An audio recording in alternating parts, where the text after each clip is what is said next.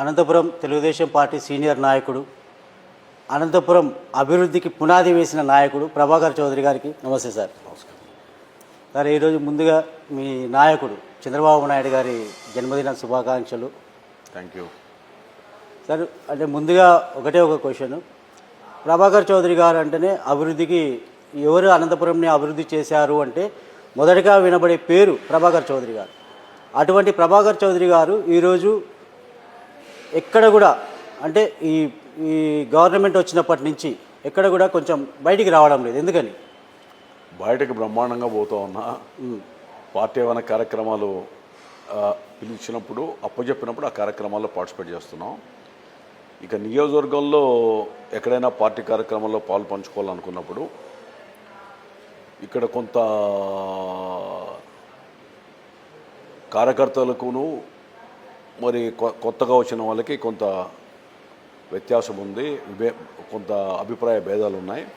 అందుమూలంగా నేను పోయి పార్టిసిపేట్ చేసి పార్టీకి ఎందుకు ఇబ్బంది అనేటువంటి అభిప్రాయంతో కొంత పార్టీ కార్యక్రమాలు నియోజకవర్గంలో పార్టిసిపేట్ చేయడం లేదంతే. ప్రభాకర్ చౌదరి గారికి అనంతపురంలో అంటే మీ నియోజకవర్గంలో ఉన్నటువంటి ప్రజలు పెద్ద ఎత్తున మిమ్మల్ని ఆదరించే వాళ్ళు ఉన్నారు. మీరు పిలిచకపోయినా అంటే పిలవకపోయినా ప్రచారానికి కావచ్చు, మీరు క్యాంపెయినింగ్ కావచ్చు, ఏదైనా కావచ్చు, ప్రతిదానికి ముందుంటారు. అటువంటి వారి పరిస్థితి నేడు ఏమైందంటే అటు ఇటు కాని పరిస్థితి అయిపోయింది. ఎందుకురా అంటే కొత్తగా వచ్చినటువంటి మీ నియోజకవర్గ ఎమ్మెల్యేకి మీకు ఉన్నటువంటి విభేదాలు ఏంటని? నాకు ఆయనతో విభేదాలు లేవు, ఎవరితో విభేదాలు లేవు. కానీ మనస్తత్వం తర్వాత భగవంతుడు ఒకసారి అవకాశం ఇచ్చినప్పుడు దాన్ని సక్రమంగా వినియోగించిన బాధ్యత ప్రతి వ్యక్తి మీద ఉంది. ఆ విధంగా కాకుండా ఒంటెత్తు పోకడ, ఆ పెత్తందారి మనస్తత్వం, తర్వాత నేను ఎవడైనా ఎమ్మెల్యే అయినా ఆ నియోజకవర్గానికి ప్రజాసేవకుడు తప్ప రాజు కాదు. కొన్ని నియోజకవర్గాల్లో మేము రాజులు అనేటువంటి ఫీలింగ్ ఉంది. దానివల్ల వ్యక్తిగతంగా వాళ్ళు నష్టపోవడం కాకుండా పార్టీ కూడా నష్టం కలిగించే పరిస్థితి వచ్చింది. బట్ ముఖ్యమంత్రి గారు, లోకేష్ బాబు గారు, అంటే వర్కింగ్ ప్రెసిడెంట్ జాతీయ పార్టీ పరంగా చంద్రబాబు నాయుడు గారు వాళ్ళు అన్నీ ఆలోచిస్తారు. సరైన నిర్ణయంలో మరి ఏ విధంగా నిర్ణయం తీసుకుంటారో కూడా వేచి చూద్దాం. అంటే 3 మ్యాన్ కమిటీ కూడా వేయబోతున్నారు మీ నియోజకవర్గానికి అనేసి అది కూడా మళ్ళీ మధ్యలో ఆపేశారనమాట. అంటే ఈ కార్యకర్తల పరిస్థితి ఎటువైపు అని? కార్యకర్తలు ఎవరో దయాభిక్షతో ఇడేమి వాళ్ళు బతకడం లేదు. 5 ఏళ్ళు ప్రతిపక్షంలో కష్టపడ్డారు. చంద్రబాబు నాయుడు గారి కోసం, లోకేష్ బాబు గారి కోసం, యువగలం కావచ్చు, శంకరం కావచ్చు, 5 సంవత్సరాలు బాగా కష్టపడ్డారు. సో ఆ కష్టంలో ఆ రోజు అధికార పార్టీ చేసినటువంటి అనేక అరాచకాలు, ఆ కేసులు కూడా ఈరోజు అందరినీ కూడా అడ్వకేట్లు మాట్లాడి కొంత ప్రయత్నం చేస్తూ ఉన్నాం. వ్యక్తిగతంగా ఏమైనా సమస్యలు ఉన్నప్పుడు కొంతమంది నా దగ్గరికి వస్తారు. వీళ్ళంతవరకు అధికారులకు చెప్తా ఉన్నాం. వాళ్ళు అంతకు వాళ్ళు సొంతంగా పోయి కొన్ని పనులు చేసుకునే పరిస్థితి వచ్చింది తప్ప ఎవరో దయాభిక్షతో కార్యకర్త ఉంటాడని నేనైతే అనుకోవడం లేదు. అంటే మిమ్మల్ని నమ్ముకున్న కార్యకర్తలకి చాలా అన్యాయం జరుగుతుంది అనేసి చాలామంది కార్యకర్తలు బాధపడుతున్నారు. వారు ఎటు వెళ్ళలేని పరిస్థితుల్లో నిలబడిపోయినారు. నేను నాయకులకి కార్యకర్తలకి చెప్పా. చాలామంది వచ్చి నన్ను అడుగుతున్నారు, 5 సంవత్సరాలు కష్టపడ్డాం, కేసులు పెట్టించుకున్నాం, ఇబ్బంది పడుతున్నాం కదా, మరి ఈ కమిటీల్లోనూ దీంట్లో మాకు ప్రాధాన్యత లేదని చెప్తా ఉంటే నేను ఒకటే చెప్తున్నా, ప్రజాసేవ చేయడానికి మీ పేరు ప్రతిష్ట పెంచుకోవడానికి అవి కొలమానం కాదు. నిన్న కళ్యాణదుర్గ బహిరంగ సభలో కూడా అదే చెప్పా. ఏదో రకంగా సామాజిక స్పృహ ఉంటే సామాజిక బాధ్యత తీసుకుంటే ఏదో రంగంలో మీరు పైకి రావచ్చు. తెలుగుదేశం పార్టీకి ఉన్నటువంటి అభిమానం మీకు ఏదైతే ఉందో అది సడలకుండా భవిష్యత్తులో తెలుగుదేశం పార్టీకి ఏదైనా ఎన్నికలు వచ్చినప్పుడు సహకరించండి. అంతవరకు మీరు ఏదో కమిటీల్లోనో రకరకాల పదవులు రాలేదని బాధపడితే దానివల్ల ప్రయోజనం ఉండదని కూడా చెప్పాను. కొన్ని కాలానికి వదిలేస్తున్నాం, కాలం నిర్ణయిస్తుంది కొన్ని. అంటే నాయకుడు అంటే పోరాటం, అంటే పోరాటంలో మీరు చేసిన పోరాటం అది చెప్పలేంది. అంటే ప్రభుత్వం లేనప్పుడు పోరాడేవాడే నిజమైన నాయకుడు అనేది ఒక ఇది. మీరు అంతగా పోరాడిన వ్యక్తిని ఎందుకు దూరం చేశారంటారు? నన్నెవరూ దూరం చేయలేరు, ప్రజలకైతే నన్నెవరూ దూరం చేయలేరు. రెండవది, పార్టీ అధినాయకుడు ఆ రోజు ఎన్నికలకు సమయంలో పిలిచాడు, లేదు కొన్ని కారణాల వల్ల కొన్ని ఈ విధంగా చేయాల్సి వచ్చింది అన్నాడు. ఆయన కూడా రాష్ట్రమంతా చూసుకోవాలా, రకరకాల ఇబ్బందులు ఆయనకు ఉన్నాయి. సో ఆయన కోసం పనిచేయాలని చెప్పి కార్యకర్తలను అనంతపురం నియోజకవర్గంలో పనిచేయమని చెప్పాను. అదేవిధంగా పార్టీ కూడా నన్ను పోలింగ్ రోజు జిల్లా పార్టీ కార్యాలయంలో కూర్చోమని చెప్పారు. జిల్లా పార్టీ కార్యాలయంలో కూర్చొని కర్నూలు, నంద్యాల, అనంతపురం ఇవన్నీ కూడా మానిటరింగ్ చేశాం. నాతో పాటు ఆ రోజు వెంకటశివ యాదవ్ పార్టీ అధ్యక్షుడు ఇంకా కొంతమందిని కూడా అక్కడ పెట్టుకోవడం జరిగింది. ఆ సింగనమల నరసానాయుడు కానీ అందరూ కూడా ఉన్నారు. మొత్తం మార్నింగ్ ఈవినింగ్ వరకు కూడా మానిటరింగ్ చేశాం. ఆ రోజు పార్టీ కూడా రెగ్యులర్గా మాతో మాట్లాడేవాళ్ళు. అదేవిధంగా ఎన్నికల సమయంలో నంద్యాల, కర్నూలు కూడా పనిచేయమన్నారు. ఆడ కూడా పనిచేసి వచ్చాం. అంతెందుకు మన పులివెందుల జెడ్పీటీ సెలక్షన్లు కూడా పోయి పనిచేసి వచ్చాం. అంటే పని మనకు బాధ్యత చెప్పినప్పుడు చేస్తున్నాం. లేదు మనకంటే మెరుగ్గా ఎవరో బాగా పనిచేస్తారనుకున్నప్పుడు వాళ్ళకు కూడా అవకాశాలు ఇస్తే మంచిది కదా అని చెప్పి మనకున్నటువంటి పరిధిలో ఎవరైనా వస్తే చేతనైంది అధికారులకు చెప్పడం, ఎక్కడైనా అన్యాయం జరిగితే తప్పని చెప్పేటువంటి దీంట్లో పోతున్నాం. పోరాటం అంటావా ఆ సమయం వస్తుంది, తప్పకుండా ఆ సమయం వచ్చినప్పుడు ఆ పోరాట పటిమ ఎప్పుడు కూడా సడలదు. కాకపోతే అధికారంలో ఉన్నాం, ఏది కూడా పార్టీ అధ్యక్షునికి లేదా లోకేష్ బాబు గారికి వాళ్ళకి తలనొప్పి కాకూడదు ఈ నియోజకవర్గంలో అని చెప్పి మౌనంగా ఉన్నాం తప్ప మరి ఇతరత్ర వేరే రకంగా బాధ్యతలు కొంతమంది ఇచ్చారు. వస్తే ఏదో చేతనైంది సాయం చేస్తున్నాం. రకరకాలుగా ప్రజల పక్షాన ఉంటాం. ప్రజలు బాగుంటే, కార్యకర్తలు బాగుంటే మరి అది సమాజం బాగుంటుంది. సమాజం బాగుంటే పార్టీకి ప్రయోజనం, ప్రభుత్వానికి కూడా ప్రయోజనం అనే పాలసీలో పోతున్నాము. కార్యకర్తలు అన్నారు, మీరు కూడా మీ వెనుకల కార్యకర్తలు ఉన్నారు. అంటే లోకేష్ గారికి కూడా సేమ్ కార్యకర్తలకి ఇంపార్టెన్స్ ఇవ్వండి, కార్యకర్తలని బాగా చూసుకోండి, రాబోయే రోజుల్లో కూడా మన కార్యకర్తలు ముందుంటారు కాబట్టి మనకు బలం ఏర్పడుతుంది అనేసి అన్నారు. ఈరోజు కార్యకర్తలు ఎటువైపు అని? కార్యకర్తలు ఎటువైపులా పార్టీలోనే ఉన్నారు. అంటే మీరు పోరాడిన సమయంలో ఉన్నటువంటి కార్యకర్తలు వేరుగున్నారు, ఆ ముఖాలు ఇప్పుడు కనబడడం లేదు. ఇప్పుడు నేడు మీ పోరాట అయిపోయిన తర్వాత ఇప్పుడు నేడు కొత్త వ్యక్తి వచ్చిన తర్వాత కొత్త వ్యక్తులందరూ కనపడుతున్నారు. అంటే వీళ్ళు ఎక్కడికి వెళ్ళినట్టు? ఈ ప్రశ్న కొత్తగా వచ్చిన వ్యక్తిని అడగాల మీరు, లేదా మరి జిల్లా పార్టీ అధ్యక్షుని అడగాల, రాష్ట్ర పార్టీ పల్లా శ్రీనివాస్ గారిని అడగాల, జిల్లా అధ్యక్షుని గారిని అడగాల. అంటే ఒక బాధ్యత తీసుకున్న వ్యక్తులు ఎవరైతే ఉన్నారో వాళ్ళు సమన్వయం చేయాల్సిన బాధ్యత వాళ్ళ మీద ఉంటుంది. కార్యకర్తలకి, నాయకులకి ఏదైనా అసంతృప్తి ఉన్నా, లేదా విభేదాలు ఉన్నా, లేదా గౌరవం ఇవ్వకుండా చూస్తూ ఉంటే వాళ్ళని సమన్వయం చేసి మళ్ళీ అధినాయకుని దృష్టికి తీసుకుపోవాల్సిన బాధ్యత వాళ్ళ మీద ఉంది. మరి అది సరైన సమాధానం జిల్లా పార్టీ అధ్యక్షుడు లేదా రాష్ట్ర పార్టీ అధ్యక్షుడు వాళ్ళు అడిగితే ఏం జరిగింది దాని మీద వివరణ మీకు సక్రమంగా వస్తుంది. ఎందుకంటే నా వరకు నియోజకవర్గంలోనో లేదా జిల్లాలోనో చేతనైంది ఎవరైనా వస్తే ఆఫీసర్లకు ఏదో మనకు ఉన్నటువంటి గుడ్ విల్ వల్ల చెప్తాము, అన్యాయం జరిగితే తప్పు కదా అంటే వాళ్ళు కూడా అధికారులు సర్దిద్దుకోవడానికి ముందుగా ఉన్నారు. తర్వాత ఇతరత్ర చిన్న విషయాల్లో సొంతంగా కార్యకర్తలు నాయకులు చేసుకోగలరు. అదేవిధంగా కొంత తటస్థంగా ఉన్నారు. అది పార్టీ కూడా గమనిస్తుందని అనుకుంటున్నాను. అంటే ఇప్పుడు తెలుగుదేశం పార్టీలో ధనబలం ఉన్న నాయకుడు ముందుకెళ్తున్నాడా, జనబలం ప్రజల బలం ఉన్న నాయకుడు ముందుకెళ్తున్నారా? ధనబలం ఎవరైనా ఎన్నికల్లో నిలబడితే, ఎవరు నిలబడినా ఆస్తిపాస్తులు అమ్మి కానీ లేదా శక్తి మేర కానీ 2 4 అవుతుంది. అట్లే ఎన్నికల్లో వ్యయం చేయాల్సిందే, దాంట్లో అనుమానం లేదు. అది తన ధనబలము లేదా కండబలం అనుకుంటే కాదు. తెలుగుదేశం పార్టీ గుర్తు, అదేవిధంగా కార్యకర్తలు, నాయకులు కృషి వల్ల ఎవరైనా గెలుస్తారే తప్ప ధనబలం అనుకుంటే అది అహంకారము, అదొక వింత పోకడవుతుంది తప్ప వేరే కాదు. ధనమే ప్రభావం అనేది కాదు, ధనం అవసరమే, కానీ ధనమే రాజకీయం చేస్తుంది అనుకుంటే చంద్రబాబు నాయుడు గారి కంటే డబ్బున్న వాళ్ళు చాలామంది ప్రపంచంలో అదానీ, అంబానీ ఉన్నారు. వాళ్ళందరూ కూడా ప్రైమ్ మినిస్టర్లు కావచ్చు, ముఖ్యమంత్రి కావచ్చు. డబ్బుకు ప్రధానం కాదు, కానీ వివిధ రకాలుగా అనేక రకాల కారణాల వల్ల, మార్గాల వల్ల కొందరికి అవకాశాలు వస్తాయి. అవకాశం సద్వినియోగం చేసుకునే వాళ్ళు ఒక రకంగా ఉంటుంది. బట్ మీరు ఒకటి గుర్తుపెట్టుకోవాలా, అధికారం ఎవరికి శాశ్వతం కాదు. కానీ కొంతమంది ఉటావుటిన అధికారంలోకి వచ్చి నాయకత్వం లక్షణాలు లేకుండా వ్యవహరిస్తే ఆ అధికారము శాశ్వతం ఎప్పుడు పోగొట్టుకుంటారో జీవితంలో నాయకుడు కాలేరు. నాయకత్వ లక్షణాలు ఎవడన్నా అధికారం ఉన్నా లేకపోయినా ప్రజల పక్షాన ఉంటే బ్రతికినన్ని రోజులు వాడు నాయకుడిగా ఉంటాడు. అంటే అధికారంతో పనిలే నాయకత్వానికి. అది ఆలోచించాల్సింది రాజకీయాల్లోకి వచ్చిన వ్యక్తులు, అధికారంలోకి వ్యక్తులు 100 సార్లు ఆలోచిస్తే మనం చేసేది మంచిగా చెడా, ప్రజల పక్షాన ఉన్నామా లేదా మన సొంత పక్షాన ఉన్నామా అని ఆలోచించినప్పుడు సమాధానం దొరుకుతుంది. అంటే ఇప్పుడు ప్రస్తుతానికి వైసీపీ పార్టీలో టీడీపీ వాళ్ళు అంత ధనబలంతోనే వచ్చారు, అంత మా డబ్బు ఖర్చు పెట్టి మేము వచ్చాము, మా డబ్బు మాకు వెనక్కి ఇవ్వండి, మమ్మల్ని సస్పెండ్ చేశారు కదా అని కొంతమంది ఎమ్మెల్యేలు.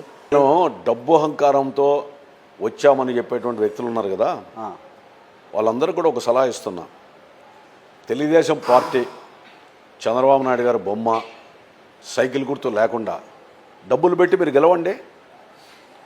సైకిల్ గుర్తు తెలుగుదేశం పార్టీ కార్యకర్తలు లేకుండా గెలవండి ఎక్కడైనా నియోజకవర్గాల్లో. ఎవడన్నా ఏ రాజకీయ పార్టీలు అయినా కూడా ఆ పార్టీ ఇచ్చే దీనివల్ల తర్వాత ఆ పార్టీ బలం అక్కడున్న కార్యకర్తల బలం తప్ప మేము అది లేకుండా గెలిచామనంటే మరో పని చేయండి, ఆ డబ్బుతోనే ఎమ్మెల్యేలను మీరు గుర్తులు లేకుండా సొంతంగా పార్టీలు పెట్టుకోండి, లేదా ఎమ్మెల్యేలుగా గెలవండి, ఇండిపెండెంట్లుగా వేసి డబ్బులు ఖర్చు పెట్టి అప్పుడు ఇదో నేను డబ్బుతో వచ్చానని చెప్పండి. జనం డబ్బుకు ఓట్లేస్తారంటే చాలా తప్పు మాట.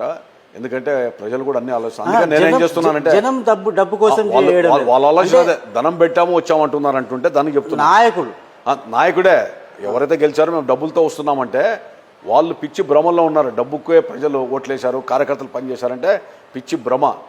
పార్టీ గుర్తు, తర్వాత పార్టీ యొక్క విధి విధానాలు, తర్వాత అక్కడ కార్యకర్తలు పోయి ఉదాహరణకు కొన్ని నియోజకవర్గాలు ఉన్నాయి, ఇదేం కర్మ, బాబు షూరిటీ గ్యారంటీ, రకరకాలుగా ఇంటింటికి పోయి బ్రతిమలాడి కన్విన్స్ చేసి జనాన్ని జగన్మోహన్ రెడ్డి ప్రభుత్వం మీద వ్యతిరేకత కోసం ప్రయత్నం చేశారు కార్యకర్తలు. మరి వాళ్ళందరి యొక్క ప్రయోజనాల్ని పక్కన పెట్టి మేము డబ్బులతో వచ్చామనే అహంకారంతో ఉంటే తప్పకుండా దానికి సరైన టైంలో ప్రజలు గుర్తుపడని చెప్తారు. మీరు చెప్పినట్టు ఇంతకుముందు చెప్పినట్టు కష్టపడి అంటే జగన్మోహన్ రెడ్డి గారి మీద వ్యతిరేకతతో కష్టపడి వచ్చినారు కార్యకర్తలు కావచ్చు, నాయకులు అందరూ అనేసి అంటున్నారు. కానీ నేడు వాళ్ళు కనపడడం లేదు కదా. వాళ్ళు కనపడకపోతే నష్టం ఎవరికి నష్టం? మీ పార్టీకి నష్టం. పార్టీ నష్టాన్ని పూర్తి చేసుకుంటుంది. పార్టీ కూడా ఎవరి కోసమో పార్టీ పెట్లా, లేదా పార్టీ కూడా ఎవడో తప్పులు చేస్తే మౌనంగా ఉండి పార్టీ మీద నింద వేసుకోవడానికి కూడా పార్టీ నాయకత్వం ఉంటుందని నేను అనుకోవడంలా. ఎప్పటికప్పుడు సరిదిద్దుతారు, హెచ్చరికలు చేస్తారు, ఏదో ఒక నిర్ణయాలు భవిష్యత్తులో తీసుకుంటారు. ఎందుకంటే పార్టీ బతకాలి కదా. పార్టీ బతకాలనుకునే నాయకుడు కష్టపడుతుంటాడు. చంద్రబాబు నాయుడు గారు శ్రమించి దాన్ని కాపాడుకున్న పార్టీని ఆయన పోగొట్టుకుంటాడని మీరు ఎట్లా అనుకుంటారు? ఎట్టి పరిస్థితుల్లో కూడా వీళ్ళు ఇవన్నీ కూడా ఏదో ప్రయత్నాలు చేస్తూ ఉంటే పార్టీకి ఉన్న సమాచారం ఉంటుంది, నివేదికలు ఉంటాయి. ఎక్కడైనా తప్పు చేస్తే ఎవరిని క్షమించాడు. ఇంకోటి గుర్తుపెట్టుకోవాలా, చంద్రబాబు నాయుడు గారు 1990లో ముఖ్యమంత్రి తర్వాత సొంత పార్టీ వాళ్ళే అరాచకాలు దౌర్జన్యాలు చేస్తూ ఉంటే ఎక్కడైనా ఆయన ఎస్పీలకు చెప్పి ఎక్కడికక్కడ ఉక్కుపాదంతో తొక్కమని చెప్పి ఆ రోజు అణిచివేశాడు. మా బోటోళ్ళు కూడా ఎవరికైనా కానీ మీరు ఎక్కడే కానీ చెడ్డ పేరు తెచ్చుకోవద్దని చెప్పి పదే పదే చెప్పేవాడు. ఈరోజు కూటమి ప్రభుత్వం మిశ్రమంగా ఉంది కాబట్టి ఆయనకు ఒక కొంత పరిధి ఉంది కాబట్టి ఆలోచిస్తున్నాడు. కానీ ఎవరిని కూడా ఏ విషయంలో కూడా స్పేర్ చేస్తాడు అనుకోని. ఎందుకంటే చంద్రబాబు నాయుడు గారు ముఖ్యమంత్రి కావాలని ఓట్లు వేశారు తప్ప ఎవరో మీరు చెప్పిన వాళ్ళు ఎవరు కొంతమంది ఎమ్మెల్యేలు కావాలని ఓట్లు వేయలే. అక్కడ అట్లా ఓట్లు వేయలే. అట్లా వేసే పరిస్థితి ఉంటే తెలుగుదేశం పార్టీ ఆఫీస్కి ఏం పని ఉంది? ఆ పార్టీ బీఫారంతో పనేముంది? విర్రవీగుతూ ఉన్నారు మేము డబ్బులు పెట్టామని. దేనికి పెట్టారు డబ్బులు? మీ ఎలక్షన్ కోసం మీరు పెట్టారు. నేను 6 ఎలక్షన్లు చేశా. 6 ఎలక్షన్స్కు నాకు డబ్బు ఖర్చు ఉంటుంది కదా. ఎప్పుడైనా డబ్బు పెట్టామని చెప్తామా? డబ్బు పెట్టామని చెప్పుకోవడమే సిగ్గుచేటు. ప్రజలకు కానీ కార్యకర్తలకు కానీ ఖర్చులకి ఏదో ఇస్తారు, ఎన్నికల్లో పని చేయించుకుంటారు. మీరు డబ్బు పెట్టి వచ్చామంటే ఇదే వ్యాపారమా? రాజకీయం అనేది సామాజిక సేవ అనేటువంటి భావన మీలో లేదా? మీరు రాజకీయాన్ని పెట్టుబడి పెట్టి వ్యాపారం చేసి సొమ్ము చేసుకుందామని వచ్చారంటే ప్రజలు మిమ్మల్ని బహిష్కరించాలి. ఎవరినైనా సరే ఈ రాష్ట్రంలో ఆ పదే డబ్బులు వచ్చాం అనేటువంటి ఏ శాసనసభ్యుడైనా సరే, ఏ పార్టీ వాడైనా సరే, మీరు ఎందుకు వచ్చారు రాజకీయాలకి? సామాజిక సేవ చేయడానికి వచ్చారు. రాజకీయాన్ని ఎందుకు అనుకున్నారు? సేవ మార్గం. కొంత మీరు వ్యాపారాల్లో ఇంకోటో చేసుకోండి. మేము డబ్బులు పెట్టాము, డబ్బులతో వచ్చినాము కాబట్టి జనం మీద పడతాము, మేము డబ్బులు మళ్ళీ రీకలెక్ట్ చేసుకోవాలి, లేదా మా డబ్బుని మేము పోతామంటే చాలా తప్పు మాట అది. ఎందుకంటే ప్రజలు క్షమించారు ఎవరిని కూడా. మీరు వచ్చేటప్పుడు ఎన్నికల్లో పేరు ప్రతిష్ట వస్తుంది, సేవ భావం ఉంటుంది, మనం 10 మందికి సేవ చేద్దామనే భావనతో వచ్చి మీరు రాజకీయాలు చేస్తే సరిపోతుంది. మీరు ముందు మీ అజెండా ప్రీ స్ట్రక్చర్డ్ మైండ్తో వచ్చినట్లు కనపడుతూ ఉంది. మేము డబ్బులతోనే వచ్చాం, ఆ డబ్బులు పెట్టాం కాబట్టి మాకు డబ్బులు ఇస్తే మేము పోతామంటే ఎవడు ఇస్తాడు? ఎందుకు ఇస్తాడు డబ్బులు? ఎవడన్నా మీ ఎలక్షన్ల కోసం మీరు డబ్బులు పెట్టుకున్నారు. మీరు మీ రకరకాల దానికి మీరు ఖర్చు పెట్టుకుంటారు. దానికి పార్టీ కానీ కార్యకర్తలు కానీ ప్రజలు కానీ ఎందుకు జవాబుదారిగా ఉంటారు? మీకు ఎవరు జవాబుదారు కాదు, మీకు మీరే జవాబుదారి. మీరు ప్రజాసేవ ఏడాది డబ్బులు సంపాదించినా వచ్చి కొంత పేరు ప్రతిష్ట వస్తుంది. డబ్బులతో కొనగలవా పేరు ప్రతిష్ట? లేదు. మరి డబ్బు అవసరమే కానీ ప్రధాన ధ్యేయంగా మాట్లాడేవాడు నువ్వు రాజకీయ నాయకుడు కాదు, ప్రజాసేవకుడు కాదు, నువ్వు శాసనసభ్యుడు కూడా కాదని చెప్తున్నా. అంటే నాటి నేడు రాజకీయాలకి అంటే వ్యత్యాసం అనేది పూర్తిగా వచ్చేసిందండి. నేను అందుకే చెప్తున్నా, ఎన్నికల్లో ఒకప్పుడు చెప్తాను, నేను చాలామంది అంటే కొన్ని దశాబ్దాల క్రితం రాజకీయాలు చూసాం. ఎన్నికల్లో పోయి ప్రజలకి ఓట్లు ఏమని అడిగి ఎలక్షన్ రేపనంగా కొంత టిఫిన్ అల్పాహారం పెడితే కొన్ని ఊర్లలో మేమే పెట్టుకుంటాం రావద్దని చెప్పి పార్టీ విధానాలు సిద్ధాంతాలు వ్యక్తిత్వాన్ని చెప్పుకొని ఓట్లు వేయించుకునే పరిస్థితి వచ్చా. కాలక్రమేణా రాజకీయాలు ఏ విధంగా తయారైనాయంటే డబ్బు అధికంగా వ్యయం చేద్దాం, ఆ వ్యయం చేస్తే నువ్వు ఎక్కువ చేస్తావు నేను ఎక్కువ చేస్తావు అనేటువంటిది ఆ పోటీలు పడేటువంటి మనస్తత్వం రావడం వల్ల ప్రజలు కూడా ఓకే మీరు సంపాదిస్తున్నారు కదా పెట్టండి అని. నేను మీ ద్వారా కూడా చెప్పదలుచుకున్నా, నాయకులు మారరు. ఎందుకంటే మీరు చెప్పినట్లు మేము డబ్బులు పెట్టి వచ్చాం అంటున్నారు. నేను ప్రజలు మారమని కోరుతున్నా మీ ద్వారా. మీరు ఓటుకి డబ్బు తీసుకోవద్దండి. వీళ్ళు ఏమంటారు ప్రజలు, మీరు ఎందుకు తీసుకుంటున్నారు డబ్బులు అంటే వాడు సంపాదిస్తాడు కాబట్టి నేను తీసుకుంటామని ప్రజలు అంటున్నారు. నాయకుడు ఏం చెప్తాడు? ప్రజలు డబ్బులు తీసుకుంటున్నారు కాబట్టి నేను సంపాదించాలంటున్నారు. నాయకుడు అనేవాడు స్వార్థపరుడు, మారడు. మీరు ప్రజలే రేపొద్దున కులాలు మతాలు చూసుకోకుండా కొన్ని పార్టీల్లో టికెట్లు ఇచ్చినా కూడా డబ్బు వ్యామోహంతో ఎన్నికల్లోకి వస్తున్నావా లేదా, నేను డబ్బు సంపాదన కాదు నా సేవ అనేటువంటి వ్యక్తుల్ని ఎంపిక చేసుకునే బాధ్యత ఉంది. అదేవిధంగా ఓటుకి డబ్బు ఇవ్వద్దు, 1000, 2000, 3000 ఇస్తే ఒక పూట కూలే మాకి, మేము డబ్బులు తీసుకోము అనేటువంటి భావన ఈ రాష్ట్రంలో రావాలా. దానికోసం ప్రజా సంఘాలు, వామపక్షాలు, ఇతర అందరూ కూడా పోరాడాలా, రాజకీయ పార్టీలు కూడా పోరాడాలా. ప్రజల్లో అవేర్నెస్ తీసుకురావాలా, చైతన్యం తీసుకురావాలా. ప్రజల్లో మార్పు వస్తేనే నాయకుల్లో మార్పు వస్తుంది. ఎందుకంటే చెట్టు ముందా విత్తు ముందా అన్నప్పుడు ఇది నాయకులైతే మారరు. ఎందుకంటే స్వార్థ చింతనతో డబ్బులు పెట్టి నేను వద్దామనేటువంటి భావన వాళ్ళలో ఉంటుంది. ప్రజలు నీ డబ్బు అవసరం లేదు, ప్రజలకు మంచి చేసేవాడు మాకు కావాలనేటువంటి ప్రజల్లో మార్పు వస్తే తప్పకుండా డబ్బున్న వాళ్ళు తోక ముడిచి ఇళ్లలో కూర్చుంటారు, సేవ చేసేవాడే రాజకీయాలకు వస్తారు. అంటే ఈ విషయాన్ని మీ యొక్క పార్టీ అధినాయకులు గమనించడం లేదంటారా? ఎందుకు గమనించడు? మా నాయకుడే కాదు, ఏ రాజకీయ పార్టీ పెట్టిన వాళ్ళైనా కూడా ప్రజల్లో ఏమొస్తూ ఉంది, ప్రజలకి మంచి చేయాలనేటువంటి ఆలోచనతో పాటు చంద్రబాబు నాయుడు గారు మరింతగా అన్ని రకాలుగా కూడా కులంకుశంగా పరిశీలిస్తాడు. దానికి కారణం ఏంటంటే ఆయనను చూసి ఓట్లు వేసినప్పుడు ఆయన జైలుకు పోవడం కానీ, తర్వాత కార్యకర్తలు బయటకు స్వచ్ఛందంగా వచ్చి రాష్ట్ర వ్యాప్తంగా ఉద్యమాలు చేసి నిరసనలు తెలియజేసి, తర్వాత ఆయన జైల్లో పడితే మా కుటుంబ సభ్యుడు జైల్లో పడ్డాననేటువంటి బాధతో కుటుంబ సభ్యులు కూడా బాధపడే వాళ్ళు చాలా కుటుంబాలు ఉన్నాయి. ఆ విధమైన తరుణంలో పాదయాత్ర చేయడం, లోకేష్ బాబు పాదయాత్ర చేయడం, ఇదంతా కూడా పరిశ్రమించి తెచ్చుకునేటువంటి అవకాశంలో కొంతమంది ఆషాఢభూతులు చేరుకున్నారు. దాంట్లో తప్పు లేదు. ఆషాఢభూతులు చేర్చుకొని కొంత మోసం చేసి వచ్చారు దీంట్లో. ఆ ఎన్నికల ఇవన్నీ చేసిన వ్యక్తులు కాకుండా, అంటే ప్రజల మధ్యలో ఉన్న వ్యక్తి కాకుండా, పోరాటాలు చేసిన వ్యక్తి కాకుండా కొత్త వ్యక్తులు ఎందుకు వస్తున్నారు అని. అంటే ఎన్నికల్లో నీకు ఎదా చెప్పాను కదా, అంటే డబ్బుతో వస్తున్నారు. డబ్బుతో కాదు, ఎన్నికల్లో కొంత ఫ్రెష్గా వచ్చిన వాడు ఏమన్నా వస్తే జనంలో ఏమన్నా కొంత కొత్త ఇమేజ్ వస్తుందేమో అనేటువంటి భావన పార్టీకి ఉండొచ్చు. లేదా కొంతమంది ఏదైనా పార్టీ పరంగా ఏదైనా ఇబ్బంది ఉంటే మేము పార్టీని కూడా కొంత ఆదుకుంటాము, మాకు ఇవ్వండి అనేటువంటి వాళ్ళు రకరకాల సమీకరణలో కొన్ని కుల సమీకరణలు తర్వాత ఆలోచించి పార్టీలు నిర్ణయాలు చేస్తాయి అభ్యర్థులు వల్ల, దాంట్లో తప్పులేదు. కానీ పార్టీ ఇచ్చిన అవకాశాన్ని దుర్వినియోగం చేసుకొని ఆ పార్టీ ఇచ్చినటువంటి ప్రజలు ఇచ్చినటువంటి అవకాశాన్ని దాన్ని ఒక మంచి విషయాల కోసం, మంచి ప్రయోజనాల కోసం, సామాజిక ప్రయోజనాల కోసం సాధనంగా వాడుకోవాల్సినటువంటి కొంతమంది దాన్ని స్వప్రయోజనాలకు వాడి జనం మీద దాన్ని ఆయుధంగా తీసుకుంటుంటే ప్రజలు క్షమించరు, పార్టీ కూడా క్షమించదు భవిష్యత్తులో ఎవరిని కూడా. ఎందుకంటే అలాంటి వాళ్ళని పెట్టుకుంటే ప్రజలకు నష్టం కలిగితే ఏ నాయకుడు కూడా దాన్ని హర్షించడు, ఆమోదించడు. అదేవిధంగా మీరు చెప్పినట్టు మేము డబ్బులతో వచ్చామని పదే చెప్తున్నారంటే, డబ్బులతో వచ్చారంటే మీ అహంకారం, మీ దురహంకారం. మీరు అదే డబ్బులతో రండి, మరి పార్టీ సైకిల్ గుర్తు లేకుండా తెలుగుదేశం పార్టీ చంద్రబాబు నాయుడు గారు లేకుండా మీరు ఎందుకు బీఫారాలు అడిగారు? ఇండిపెండెంట్గా గెలవాల్సింటి కార్యకర్తలు కూడా లేకుండా మీరు గెలవండి, దమ్ము ధైర్యం లేదా మీకు గెలవడానికి? మా డబ్బులు నిండి పోతామంటే ఆ రోజు ఏమన్నా ప్రాంసర్ నోట్ రాశారు ప్రజలకు? మీరు ప్రజలకు ఖర్చు పెట్టామంటున్నారు. ఎవడేమన్నారు ప్రజలకి డబ్బులు? ప్రజల్ని నచ్చజెప్పి ఒప్పించి ఓట్లు వేసుకోవాలా? ప్రజలకు ఇచ్చావో లేదో ఎవిడెన్సెస్ ఏమున్నాయి?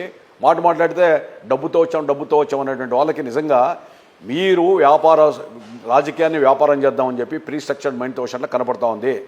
ప్రజలు కూడా రాష్ట్రాల్లో గమనించాలా. ఇట్లాంటి వాళ్ళు మేము డబ్బులతో వచ్చాము అనేటువంటి భావనతో వస్తే జనంలోకి వచ్చినప్పుడు జనం తిరుగుబాటు చేయాలి ఇలాంటి వాళ్ళ కోసం. మీరు సామాజిక సేవ కోసం వచ్చారా లేదా వ్యాపారం కోసం వచ్చారని చెప్పి ప్రజలు కూడా తిరుగుబాటు చేయాల్సిన అవసరం ఉంది. తప్పకుండా భవిష్యత్తులో ప్రజల్లో చైతన్యం వస్తుందని చెప్పి నేను విశ్వసిస్తున్నాను. ఓకే, ప్రభాకర్ చౌదరి గారు అంటే చదువుకున్న స్టడీస్ ఎక్కడ జరిగాయి? Anantapur arts college, degree arts college ఇక్కడే పుట్టి ఇక్కడే పెరిగారు.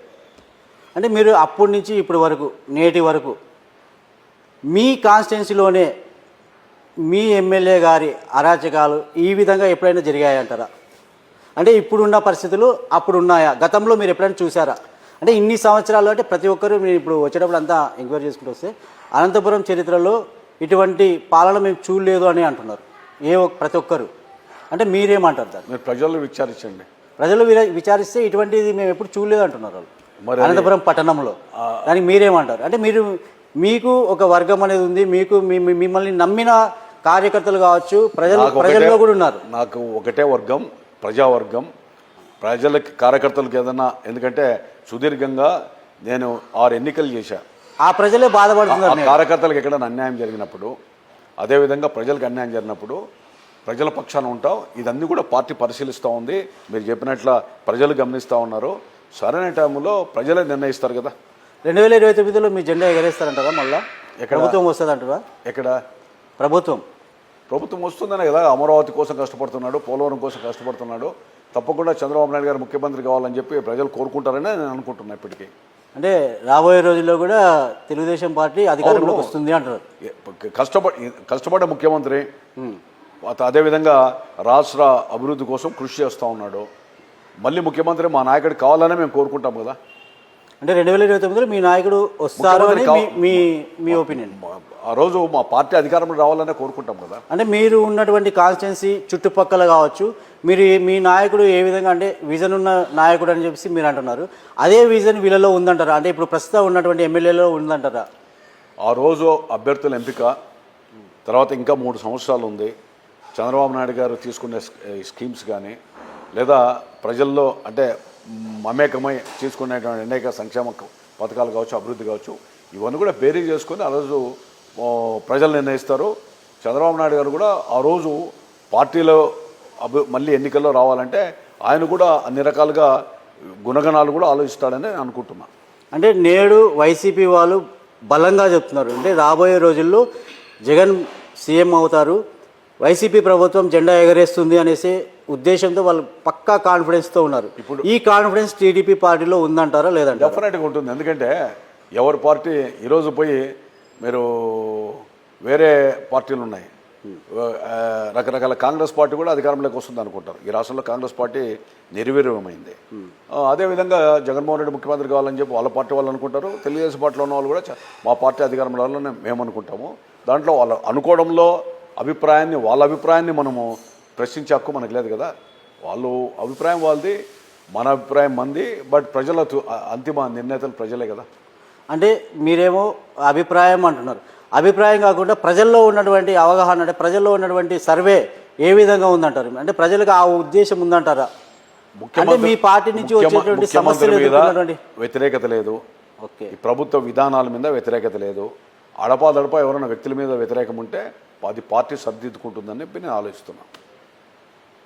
అంటే ఈ రకంగా చూస్తే కొన్ని కాన్స్టిట్యున్సీలు అంటే నాట్ ఓన్లీ అనంతపురం ఒకటని కాదు, అంటే పక్కన కూడా ఇంకా కొన్ని ప్రాంతాల్లో ఉన్నాయి. ఇప్పుడు నీకంటే నాకంటే మళ్ళీ పార్టీ అధికారంలోకి రావాలని చెప్పి చంద్రబాబు నాయుడు గారు కానీ లేదా వర్కింగ్ ప్రెసిడెంట్ లోకేష్ బాబు గారు కానీ ఉంటుంది. వాళ్ళు అధికారంలోకి రావాల్సిన అవసరం ప్రజలకు ఎంత అవసరమో అదేవిధంగా కార్యకర్తలకు అంతకంటే 2 అవసరం. కార్యకర్తల కంటే కూడా పార్టీని మళ్ళీ అధికారం మీద వాళ్ళిద్దరు కూడా 3 ఆలోచించడం ఉంటుంది. తప్పకుండా సరైన టైంలో వాటి ఏమైనా ఉన్న చోట సరిదిద్దుతూనే ఉన్నారు, భవిష్యత్తులో కూడా సరిదిద్దుతారని అనుకుంటున్నాను. అంటే మీరు సీనియర్ నాయకుడిగా 2019 నుంచి 2024 వరకు వైసీపీ ప్రభుత్వం ఉంది. అంటే కొత్త ముఖ్యమంత్రి, అంటే ఎప్పుడు చూడని ముఖ్యమంత్రి కొత్తగా వచ్చారు. ఆ పరిపాలన ఎలా ఉందంటే ఏమంటారు? ఆ పరిపాలన బాగలేదనే కదా. ఇప్పుడు ఇంటింటికి పోయాం, కార్యకర్తలు పోయారు, చైతన్యం తీసుకొచ్చారు. ఇవన్నీ కూడా రకరకాలుగా ఇబ్బందులు, కేసులు గురి చేయడం, ఇవన్నింటి మూలాన ప్రజలు జగన్మోహన్ రెడ్డి గారు వద్దని చెప్పి చంద్రబాబు నాయుడు గారు ముఖ్యమంత్రి కావాలని చెప్పి నిర్ణయం తీసుకున్నారు. ప్రజలే తీర్పిచ్చారు కదా, మనమేమనుకున్నా అనుకోకపోయినా. జగన్మోహన్ రెడ్డి గారు ప్రభుత్వం వద్దనే ఉండకూడదనే ప్రజల యొక్క అభిప్రాయం, ప్రజలు నిర్ణయం తీసుకున్నారు. దాని మూలనే కదా ఈరోజు కూటమి ప్రభుత్వం రావడం. ఓకే, అంటే సేమ్ సిచ్యువేషన్ ఇప్పుడు కూడా వస్తుంది. అంటే మాకు చంద్రబాబు నాయుడు గారి పాలన వద్దు, జగన్మోహన్ రెడ్డి పాలనే కావాలా అన్న స్థితి వచ్చింది అనేసి అని అంటున్నారు. మీరు ఒకటి ఆలోచించాలా. నేను ఒక తెలుగుదేశం పార్టీ వాడికి కూడా మాట్లాడడంలా, ఒక సామాజిక పౌరుడిగా ముఖ్యమంత్రి మీద వ్యక్తిగతంగా ప్రభుత్వం పరంగా కానీ ఏ రకంగానే ఆయన రౌండ్ ది క్లాక్ వర్క్ చేస్తూ ఉన్నాడు. 76 ఏళ్ల వయసులో రాష్ట్ర అమరావతి కావచ్చు, పోలవరం కావచ్చు, రకరకాలుగా ప్రయత్నాలు శ్రమ చేస్తూ ఉన్నాడు. మరి ఆయన మీద ఏదైనా వ్యతిరేకత ఉండి రకరకాలుగా ఇబ్బందులు ఉంటే జనంలో ఈ ప్రభుత్వం వద్దు అని అనుకుంటారు. ముఖ్యమంత్రి మీద కానీ పార్టీ మీద కానీ ఎక్కడా ప్రభావం లేదు. కేవలం మీరు చెప్పినట్లు అడపాదడప అక్కడక్కడ వ్యక్తుల మీద ఉంది. ఆ వ్యక్తుల మీద ఉన్నటువంటి వ్యతిరేకత పార్టీ మీద పడుకోకుండా చూసుకోవాల్సిన బాధ్యత అందరి మీద ఉంది, మా బోటోల మీద కూడా ఉంది. కాబట్టే మేము ఎక్కడైనా మా దృష్టికి వచ్చినప్పుడు కూడా ప్రజల పక్షాన ఉంటా ఉన్నాం. ఎందుకంటే అది ప్రజలకు ఉపయోగపడాలా, పార్టీకి ఉపయోగపడాలని. చంద్రబాబు నాయుడు గారు కూడా తప్పకుండా మరి ఇలాంటివి ఏమైనా వచ్చినప్పుడు పార్టీ పరంగా అధినేతలు కూడా పార్టీ మీద ఆ ప్రభావం కూడా చూసుకుంటారని అనుకుంటున్నా. ఓకే, మీరు ఇప్పుడు ఇంతకుముందు చెప్పినట్టే అంటే పార్టీ పరంగా కాకోకుండా ఒక సామాన్యమైన వ్యక్తిగా చెప్తానని చెప్పేసి చెప్పారు కదా. అంటే ఇప్పుడు మీరు ఇదే దీని మీద నిలబడి ఎందుకంటే సామాన్యమైన వ్యక్తిగా, సామాన్యంగా అంటే పార్టీలో సాధారణ సభ్యుని నేను అలాగే జనరల్గా సామాన్యమైన వ్యక్తిగా అనంతపురం పరిస్థితి, నేడు అనంతపురం పరిస్థితి ప్రతిరోజు, ప్రతి వారం, ప్రతి నెల, ప్రతిసారి మీకు సంబంధించినటువంటి మీ పార్టీ ఎమ్మెల్యే ద్వారా ఎంతోమంది ఇబ్బందులు పడుతున్నారు అనేది ఒక సామాన్య వ్యక్తిగా మీరు ఎలా చూస్తున్నారు? ఎవరు చేసినా, ఎవరికి ఇబ్బంది కలిగించినా వాళ్ళ పక్షాన ఉండడానికి సిద్ధంగా ఉన్నాం. నా దగ్గర కూడా కొంతమంది బాధితులు వచ్చారు. వచ్చిన తర్వాత వెంటనే నేను కూడా సంబంధిత ఒక సామాన్య వ్యక్తిగా అంటే రేపు పొద్దున మళ్ళీ తెలుగుదేశం జెండా ఎగరవేస్తారా లేదా అనే దానికి ఎవరో వ్యక్తులు చేస్తే ఆ వ్యక్తులది ప్రభావం తెలుగుదేశం మీద పడుకోకుండా చూసుకునే బాధ్యత మా అందరి మీద ఉంది. అందుకనే కదా బాధితుల పక్షాన మేము ఉంటున్నాం. అదేవిధంగా పార్టీ కూడా ఎక్కడైనా ఇది వస్తే కేసులు, ఎఫ్ఐఆర్లు కూడా చేస్తూ ఉన్నారు. మీరేంటంటే దురదృష్టము, ఒకరో ఇద్దరు ఇన్స్పెక్టర్లు ఒక స్వామి భక్తులు ఉన్నారు. పోలీస్ స్టేషన్లో ఆ ఇన్స్పెక్టరే కార్యకర్తల్ని మీద ఇబ్బంది పెట్టడం, అదేవిధంగా ఇట్లాంటి తప్పుడు విధానాలకు ప్రోత్సహించేటువంటి వాళ్ళు ఉన్నారు. నేను కూడా భవిష్యత్తులో ముఖ్యమంత్రి గారిని కలిసి, ఎస్పీ గారిని కూడా కలిసి ఆ ఒకరిద్దరు ఇన్స్పెక్టర్లు చేసేటువంటి తప్పులు అదంతా కూడా డేటా తీసుకొని వీళ్ళను ఈ జిల్లాలోనే మీరు పెట్టద్దండి, ఇలాంటి వ్యక్తులు ఉంటే మాత్రం వ్యవస్థ కుళ్ళిపోతుంది, మంచి పాలన ఉండాలంటే ఇది కాదని చెప్తున్నాను. ఎందుకంటే ఒక ఇన్సిడెంట్ జరిగింది. ఆ ఇన్సిడెంట్ మూలాన నాకు నిజంగా కలిసి వేస్తూ ఉంది. అది నేను బహిరంగంగా చెప్పలేని ఇన్సిడెంట్. ఒక ఇన్స్పెక్టర్ యొక్క దురాగతం. పోలీస్ అంటే భయం ఉండాలా, పోలీస్ శాంతి భద్రతలు కాపాడాలా. ఆ విధంగా కూడా ఇన్స్పెక్టరు ఒకరికి ఎవరో వ్యక్తుల ప్రయోజనాల కోసం చేస్తున్నాడంటే నిజంగా ఆయన అధికారిగా ఎట్లా ఉన్నాడేమో, అధికారి సిగ్గుపడాలా, ఆ ఇన్స్పెక్టర్ సిగ్గుపడాలా. ఎందుకంటే నా సమక్షంలో ఈ విధంగా జరుగుతూ ఉంటే నేను నివారించేది పోయి ఇదానే. ఇవన్నీ కూడా రాతమూలకంగా నేను కూడా ఎస్పీ గారికి, డిఐజీ గారికి అందరూ కూడా, ఎందుకంటే ఈరోజు బర్త్డే చంద్రబాబు నాయుడు గారిది, 2-3 రోజుల్లో పోయి నేను ఇవ్వడం జరుగుతుంది. వాళ్ళు అట్లాంటి వాళ్ళని చర్య తీసుకోవాలని కూడా డిమాండ్ చేస్తాను. ఎందుకంటే వ్యవస్థ బాగుండాలా, చంద్రబాబు నాయుడు గారు ఆలోచన విధానం అదే, అనంతపురం కూడా బాగుండాలి. కానీ ఇట్లాంటి సినిమా పక్కిల్లో ఇన్స్పెక్టర్లు, రాజకీయ నాయకుడు కొల్లుడై చేసేటువంటి సంఘటనలు సినిమాల్లో చూసాం. కానీ నేను గత వారం కిందట చూశాను నేను ఏంటిది అని. ఇలాంటివన్నీ కూడా మనం బహిర్గతం చేసిన అవసరం ఉంది. తప్పకుండా పార్టీ ఇంటర్నల్గా పార్టీ దృష్టి తీసుకొని పోయి అధికారులు తీసుకొని నేనే తీసుకుపోతాను. అంటే ఈ విధంగా ఉంటే రేపు పొద్దున్న మీ పార్టీకి ఈ జనాదరణ వస్తుందంటారా? అందుకనే వ్యక్తుల వల్ల పార్టీ మీద పడకూడదనే మేమైనా కార్యకర్తలైనా కూడా ఎక్కడికెక్కడ కాపాడుతున్నాం. తర్వాత ముఖ్యమంత్రి ప్రభుత్వం కూడా అధికారులను కూడా ఎక్కడైనా జరిగితే మాత్రం కంప్లైంట్ చేసుకోండి చెప్తున్నారు. ఒకరిద్దరు రాజకీయ నాయకుల వల్ల, ఒకరిద్దరు పోలీసులో ఉన్నటువంటి ఉద్యోగస్తుల వల్ల నష్టం జరుగుతూ ఉంటుంది. అలాంటి వాళ్ళు తప్పకుండా ప్రభుత్వం సస్పెండ్ చేస్తుంది. రేపు పొద్దున ఏమైనా ఎవిడెన్స్ ప్రూవ్ అయితే యాక్షన్ తీసుకుంటారు. తీసుకోకుండా ఎట్లుంటారు? సమాజం కోసం పనిచేయాలి కదా, చేస్తారు. మీ అనంతపురంలో ఒక 5 floors బిల్డింగ్ కట్టాలంటే ఎంత ఇమ్మంటారు? ఎంత ఎంత ఎంత ఎంత ఇవ్వాల్సి వస్తుంది? ఎవరు నేను అడిగానా? అంటే మీ పార్టీ వాళ్ళే అడిగారనమాట. అందుకని ఇప్పుడు మీ పార్టీ వాళ్ళే ఒక బిల్డింగ్ కట్టాలన్నా, పాత్రికేయులు కూడా పాత ఏదన్నా వాళ్ళకు ఉన్నటువంటి ప్రాపర్టీని కాపాడుకోవాలన్నా నేడు భద్రత లేకుండా పోయింది. అంటే ఒక బిల్డింగ్ కట్టుకుంటుంటే దానికి ఎందుకు ఇవ్వాలా ఏమనేది కూడా అర్థం కావడం లేదు. ఈ దుస్సాంప్రదాయము అంటే నేను అందుకే అడిగాను. సంప్రదాయము గతంలో మీరు అలాంటి వాళ్ళు ఎవరైనా అడిగారని చెప్తే వాళ్ళ నా దగ్గర పంపించండి బాధ్యతల్ని. నేను అధికారులతో మాట్లాడతాను, నేను వాళ్ళ పక్షాన్ని నిలబడతాను. నా దగ్గర పంపించండి ఖచ్చితంగా, తప్పకుండా. ఏ అధికారి అడిగాడో వాళ్ళు కూడా రికార్డ్ చేసుకొని తీసుకురండి. అధికారులు సస్పెండ్ చేపిస్తాం, వదిలిపెట్టే ప్రశ్నలు ఎవడైనా సరే.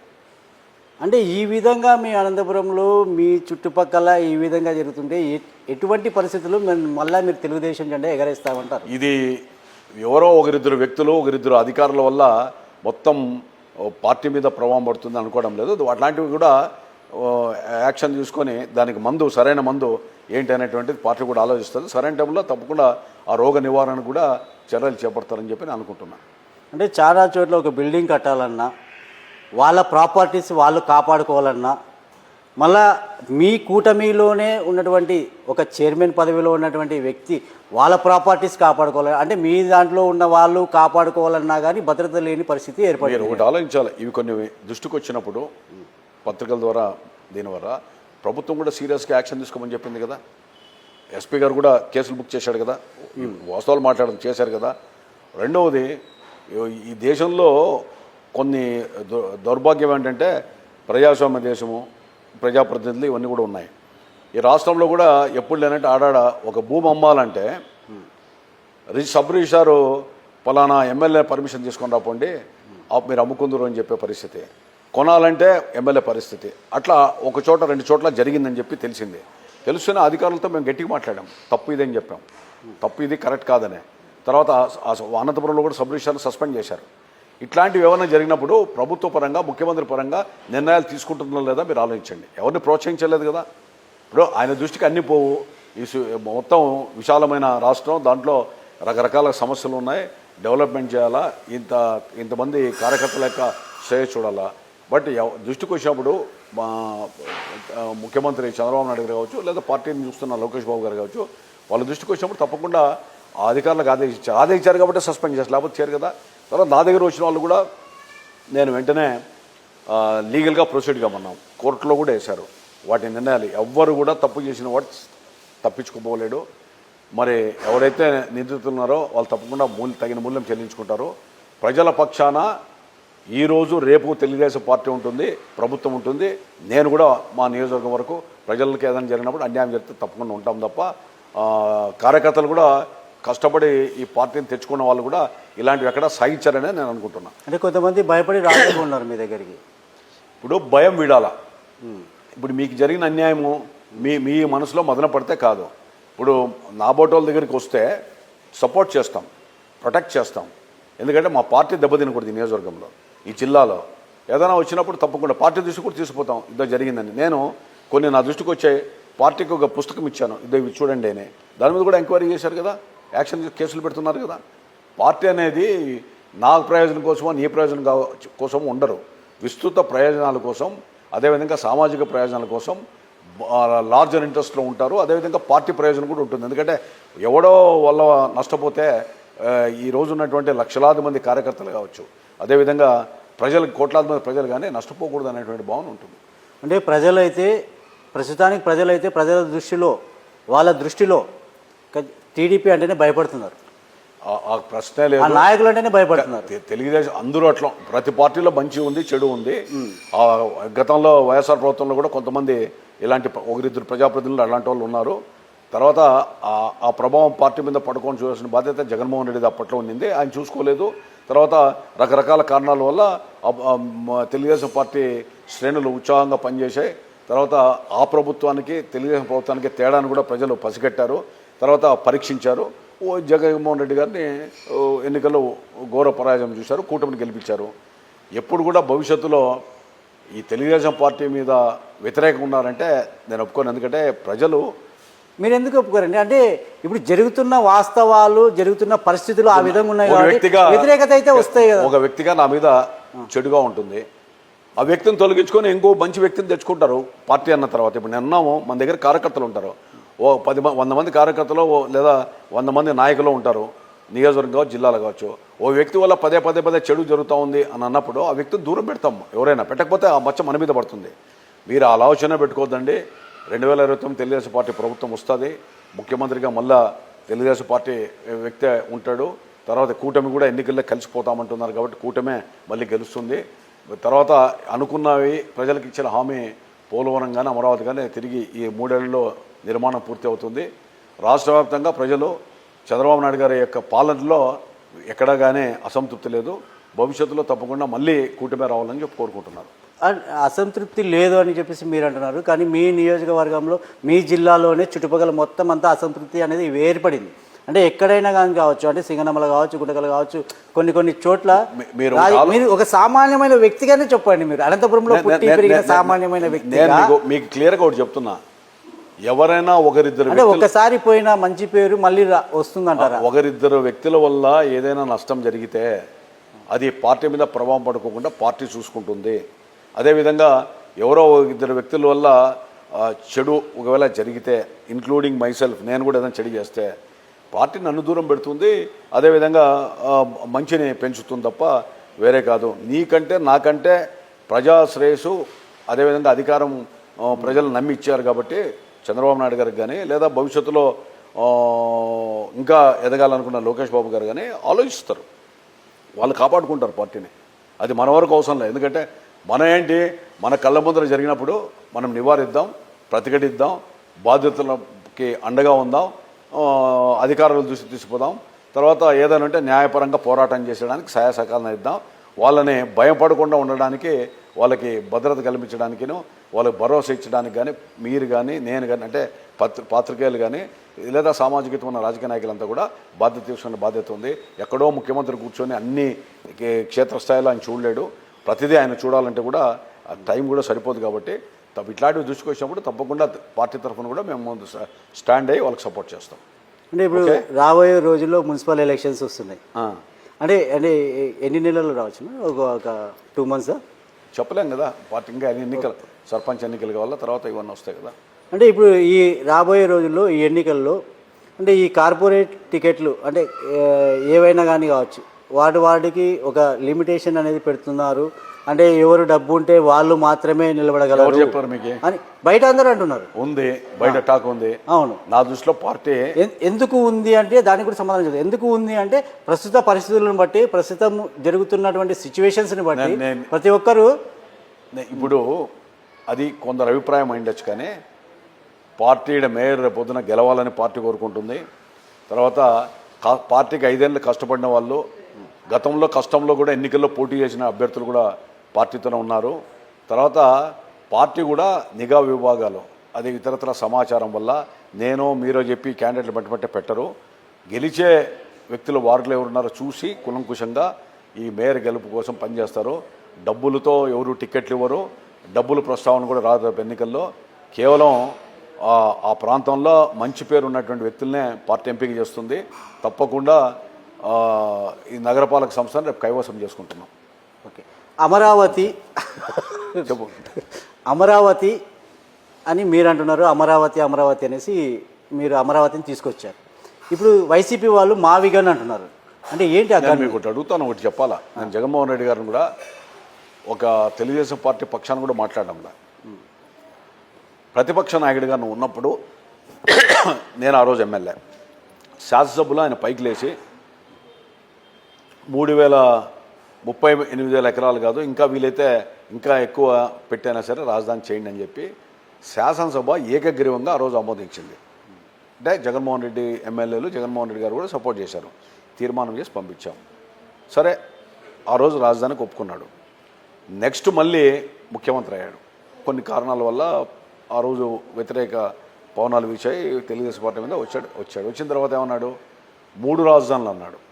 అంటే కర్నూలు, అమరావతి, తర్వాత విశాఖపట్నం అని. సో అది ప్రస్ఫుటంగా పెట్టాడు. ఇప్పుడు మావిగన్ అంటున్నాడు అధికారం లేనప్పుడు. మీరు ఒకటి ఆలోచించాలా, నిజంగా మాట ఇస్తే తప్పడు మడం తిప్పడు అన్నటువంటి ఆయన ఒక రాజధాని విషయంలోనే 3 పర్యాయాలు మూడు రకాలుగా మాట్లాడాడు. తర్వాత ముఖ్యమంత్రిగా మీరు 5 సంవత్సరాలు ప్రజలు అవకాశం ఇచ్చారు. మీకు ఇచ్చినప్పుడు మీరెందుకు ఆ మావిగన్ చేయలేదు, నంబర్ 1. రెండోది, పోనే 3 రాజధానులు అనేటువంటి స్లోగన్ ఆ రోజు పెట్టావు, ఈరోజు కనువిప్పగలిగే చైతన్యం వచ్చిందంటున్నాడు. అంటే ఈ 5 సంవత్సరాల సుదీర్ఘ పాలనలో, మీ పాలనలో మీరు మావిగన్ని ఎందుకు చేయలేకపోయారు? అంటే ఏదో మచిలీపట్నం అని, తర్వాత విజయవాడ, ఇవన్నీ. దీంట్లో ఆయన చెప్పిన దాంట్లోనే సిఆర్డిఏ పరిధిలో ఏలూరు వరకు అన్నీ కూడా ఆల్మోస్ట్ 90% దాంట్లో కవర్ అవుతున్నాయి. ఈ మావిగన్లోనే కవర్ అవుతున్నాయి. పేరు అనేది మావిగన్ బదులు ఆల్మోస్ట్ అవన్నీ కూడా పరిధి అంతా కూడా ఆ పరిధిలో వచ్చినప్పుడు ఇంకా వేరే మావిగన్ ఏంటి? తర్వాత పేరు అమరావతి అనే పేరు ఉండకూడదు అని అనుకుంటే అది చెప్పండి, అమరావతి పేరు బాగాలేదు, మేము సపోర్ట్ చేయమని. అది ప్రజలు నిర్ణయిస్తారు. తర్వాత మెజారిటీ సభ్యులు, శాసనసభ సభ్యులు ఉన్నారు అసెంబ్లీలో, వాళ్ళు నిర్ణయిస్తారు. ఎందుకంటే అది అమరావతి అనేది ఒక పవిత్రమైన, అదేవిధంగా పేరుగా అందరూ కూడా మనం భావించాలి. ఎందుకంటే బుద్ధదేవుడు నడియాడిన నేలని, తర్వాత అక్కడ అనేక రకాల ఆనవాళ్ళు కూడా దొరికాయి. సో అలాంటి చోట నువ్వు దాన్ని పేరు పెట్టుకోవడంలో తప్పేంటి? పోనీ అలాంటప్పుడు మీకు మనసులో ఈరోజు వద్దన్నారు, మీరు ఆ రోజు ప్రతిపక్షంలో ఎందుకు సపోర్ట్ చేశావు? పోనీ అధికారం వచ్చినప్పుడు ఆ రోజు ఎన్నికల్లో కూడా అమరావతి మీద పోలే, 3 రాజధానులను పోలే. ఈ నిన్న చంద్రబాబు నాయుడు గారు కూటమి పోయేటప్పుడు అమరావతిని నిర్మిస్తాం, పోలవరం ప్రాజెక్ట్ కంప్లీట్ చేస్తామని మనం కూడా చెప్పుకుంటూ వచ్చాం. ప్రజలందరూ కూడా మంచి మెజారిటీ ఇచ్చారు. అంటే ప్రజలందరూ కూడా అమరావతి కోసమే కదా ఓటేశారు నిన్న. ఒక కృష్ణా గుంటూరే కాదు కదా, రాష్ట్ర వ్యాప్తంగా అందరూ కూడా యాక్సెప్ట్ చేశారు కదా. అంటే ప్రజా నిర్ణయానికి బద్ధుడనే ఎవరైనా ఉండాలా. మళ్ళీ ఈ వ్యక్తుల యొక్క ప్రయోజనాలు కాదు, రాష్ట్ర ప్రయోజనాలు, ప్రజల యొక్క తీర్పుని మనం అంగీకరించాలి. ప్రజలు తీర్పు ఇచ్చారు కదా, నిన్న అధికారం ఇచ్చారు కదా చంద్రబాబు నాయుడు గారికి. నువ్వు 3 రాజధానులు అన్నావు, మాది అమరావతి అన్నావు. 3 రాజధానులకి కాబట్టి అది మీరు ఓడిపోయారు. ఈ అమరావతి రాజధాని కావాలని జనం ఓట్లేశారు. ఇచ్చినప్పుడు మళ్ళీ మీరు వచ్చి రేపు వస్తే ఇది మావిగను అని అంటే ఇది 2 నాలుకల ధోరణి, ద్వంద్వ ప్రమాణాలు, తర్వాత వింత పోకడ. దీనికి నేనేం మాట్లాడదలుచుకోను, ఎందుకంటే జగన్మోహన్ రెడ్డి గారి విజ్ఞతకు వదిలిపెడుతున్నా. మీరు ఒక నిర్ణయం తీసుకున్నప్పుడు ఒకే మాట మీద ఉండండి ఆ రోజు ఏదైనా. ఇప్పుడు 3 సార్లు 3 రకాలుగా మాట్లాడమే కాకుండా ఇది ప్రజా తీర్పు. రైతుల అమరావతి వాళ్ళు, నేను ఇంకోటి కూడా చెప్తున్నా, స్వాతంత్ర పోరాటం తదనంతరం సుదీర్ఘంగా ఇన్ని ఏడాదుల పాటు అమరావతి రైతులు వచ్చి కూర్చొని దీక్ష చేశారు. మా భూములు ఇచ్చాం, మాకు ఇబ్బంది జరిగింది పెట్టిందని. అలాంటిది అందరూ కూడా అయ్యో పండే పంటలు 3 పంటలు అంటున్నాం. భూమి ఇచ్చేవాడికి లేని బాధ మీకెందుకు? 3 పంటలు పండేటువంటి నా భూమి నేను మీకు ప్రభుత్వానికి ఇస్తానంటే 3 పంటలు అంటే నాకు అర్థం కావడంలో, భూమి ఇచ్చేవాడు స్వచ్ఛందంగా ఇస్తూ ఉంటే మీరు పంటల గురించి ఎందుకు చెప్పాలా? వీళ్ళేంటి, నా రాజధాని కావాలని వాళ్ళు యాక్సెప్ట్ చేసి ఇస్తున్నారు స్వచ్ఛందంగా, బలవంతంగా ఏమీ లాక్కోవడం లేదు. తర్వాత అలాంటప్పుడు నిజంగా హుందాగా జగన్మోహన్ రెడ్డి వివరించాల్సిన బాధ్యత ఉంది. మావిగన్ అని మాట్లాడి, ఇది ఒకవేళ జగన్మోహన్ రెడ్డికి అభిమానులు రకరకాలుగా మాట్లాడి తీసుకురావచ్చు. ప్రతిపక్షంలో ఉన్నప్పుడు అధికార పక్షం మీద వ్యతిరేక భావంతో పలు రకాలుగా ఆరోపణలు చేయొచ్చు, లేదా విమర్శలు చేయొచ్చు. కానీ ఈ అమరావతి విషయంలో మాత్రం నిజంగానే తప్పట్టడి చేశాడు జగన్మోహన్ రెడ్డి అని నేను అనుకుంటున్నాను. ఓకే, మీ వరకు మీరు చెప్తున్నారు వాళ్ళు వైసీపీ వాళ్ళు మావిగన్ అని, మీరు అమరావతి అని. కానీ మధ్యలో వచ్చిన సమస్య ఏంటంటే పరిశ్రమలు పెట్టేవాళ్ళు కావచ్చు, పెట్టుబడిదారులు కావచ్చు, వీళ్ళందరూ కలిసి సందిగ్ధంలో నిలబడిపోయారు. నేను మీకు ఒకటి స్ట్రైట్గా ఒకటి చెప్తాను, పరిశ్రమల్లో సందిగ్ధం లేరు. వాలంటరీగా మేము వస్తాం, పెడతామని చెప్పి వాళ్ళు వస్తున్నారు, ఇస్తున్నారు. నేను ఒకటే, ఆడ నిర్మాణానికి అనువైన ప్రదేశం కాదు. జగన్మోహన్ రెడ్డి గారు కూడా తాడేపల్లిలోనే కదా ఇల్లు కట్టుకున్నది. ఆయన ఏమంటున్నాడు, నేను అక్కడే స్థిరంగా ఉన్నా, నేను అమరావతిలోనే ఉంటున్నాను, చంద్రబాబు నాయుడు గారికి ఇల్లు లేదని కూడా చెప్పాడు. అంటే చంద్రబాబు నాయుడు గారికి ఇల్లు లేదు, తాడేపల్లిలోనే ఉన్నాను కాబట్టి నేను అమరావతి వ్యతిరేకం కాదనేది చెప్తాడు. రెండోది మావిగాని కావాలా, ఇది వద్దు అని చెప్తాడు. తర్వాత 3 రాజధానులు కావాలా అని చెప్తాడు. లేదు అంటే ఈ వింత పోకడ అనేటువంటిది ఆయన ఎవరు అడ్వైజ్ చేస్తున్నారో మరి ప్రతిపక్ష జగన్మోహన్ రెడ్డి గారికి, ఆ అడ్వైజ్ ప్రకారము పోతూ ఉన్నాడు. అది నష్టం వాళ్ళకి తప్ప వేరు కాదు. అమరావతి విషయంలో ప్రజలు తీర్పిచ్చారు, కూటమి ప్రభుత్వం రావాలా, తర్వాత చంద్రబాబు నాయుడు గారు అమరావతిని పూర్తి చేస్తాడని. 3 రాజధానుల ఎన్నికల్లో స్లోగన్గా మీరు పోయారు. ముఖ్యమంత్రిగా చెప్పావు కదా 3 రాజధానులనే. మరి వైజాగ్లో కూడా మాకు మంచి మెజార్టీ వచ్చింది కదా, కర్నూలు జిల్లాలో కూడా కంప్లీట్ వచ్చాయి కదా. అంటే ప్రజల అభిప్రాయానికి ప్రజల అభిష్టం మేరకు కాకుండా మన ఇష్టం వచ్చిన రీతిలో పోదామనేది చాలా తప్పు. ఇంకోటి అన్నాడు, ఏంటి రాష్ట్ర రాజధాని అనేది కాన్స్టిట్యూషన్లో లేదని. ఆ రోజు ఆలోచించలే అంబేద్కర్ గారు కానీ రకరకాలు కానీ, అంటే ఇట్లాంటి సమస్య వస్తుందని. ఎవరైనా రాష్ట్రానికి ఒక రాజధాని పెట్టుకొని ఆ రాజధానిలో డెవలప్ చేసుకుంటే సంపద సృష్టిస్తే ఆ రాజధానిలో వచ్చే, ఇప్పుడు హైదరాబాద్లో ఉన్నటువంటి ఇన్కమ్ ఇతర జిల్లాల ఇన్కమ్ కంటే హైదరాబాద్లో ఎక్కువగా ఉంది. అట్లే ఒక రాజధాని అనేది ఏర్పాటు చేస్తే అదొక ప్రైడ్, దానివల్ల వచ్చేటువంటి ఆదాయం రాష్ట్రానికి ఉపయోగపడుతుంది అని. ఏమీ లేకోకుండా అధికార వికేంద్రీకరణ రకరకాలుగా ఎన్టీ రామారావు గారు మండల వ్యవస్థ పెట్టాడు. ఇట్లా పాలనా పరంగా వికేంద్రీకరణ చేయడానికి చాలా మార్గాలు ఉన్నాయి, విధానాలు ఉన్నాయి. ఒక రాష్ట్రానికి ఒక రాజధాని ఉండదు అని అంటే, ఇప్పుడు 3 రాజధానులు అంటాడు. ఎవరో ఒక పౌరుడు పోయి విశాఖపట్నంలో పని ఉంటుంది, ఆడ సెక్రటరియట్లో అమరావతికి వచ్చి ఆటి నుంచి మళ్ళీ ఫైనాన్స్ డిపార్ట్మెంట్కి పోయి ఆటి నుంచి మళ్ళీ లీగల్గా ఏదైనా తెలుసుకొని, అంటే షటిల్ కాలేడు కదా మనిషికి. అంటే ఇప్పుడు మనం జిల్లాలో ఏమంటున్నాం, అన్ని కార్యాలయాలు ఒకే చోట ఉండాలా, కలెక్టరేట్ సమీపంలో అని చెప్పి అదొక నినాదం ఉంది, అందరికీ అనుకూలంగా ఉండాలని. రాజధాని కూడా అన్నీ ఒక చోట ఉంటేనే ఎవరికైనా ఉపయోగం. అంటే ఈ పెట్టుబడిదారులకు ఎవరైనా కానీ పరిశ్రమవేత్తలకు మీరేం చెప్తారండి? అంటే వాళ్ళు ఎందుకు పారిశ్రామికవేత్తలు కానీ పెట్టుబడిదారులు కానీ మేము చెప్పాల్సిన పనిలే, వాళ్ళే వస్తున్నారు, అలాట్ చేసుకుంటున్నారు, పెడుతున్నారు. వాళ్ళు త్వరితగతిన నిర్మాణం చేయమని చెప్పి మాత్రం నేను అప్పీల్ చేయగలను. డెఫినెట్గా సఫిషియెంట్ వాటర్ ఉంది అక్కడ. ఓకే, తర్వాత నిర్మాణానికి వ్యయమవుతుందని ఇంకో వాదన తెచ్చారు. ఇల్లు కట్టుకొని లేదా ఫ్యాక్టరీ పెట్టేవాడు నేను చెప్పాలి ఆ నిర్మాణానికి నాకు ఎక్కువ అవుతుందని. మీకెందుకు బాధ? వాడు డబ్బులు తీసుకొని వచ్చి పారిశ్రామికవేత్తనో వ్యాపారవేత్తనో దానికి ఆ వ్యయం భరించి ఒక స్ట్రాంగ్ బిల్డింగ్ కట్టుకోవాలా, స్ట్రాంగ్ ఫౌండేషన్ వేసుకోవాలని అనుకున్నప్పుడు మీరు ఈ మాట్లాడమని అంటే ఇది రాజధాని విఘాతానికి అమరావతికి వ్యతిరేకంగా మాట్లాడాలని చెప్పి అనుకోవాల్సి వస్తుంది తప్ప ఇతరత్ర మాత్రం కాదు.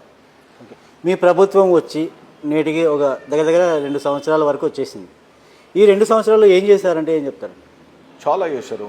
ఇప్పుడు ఎందుకంటే ఉచిత బస్సు, దాంట్లో పెన్షన్లు పెంచాం, అదేవిధంగా పాలనా పరంగా చాలా మార్పులు తీసుకొని రావడం జరిగింది.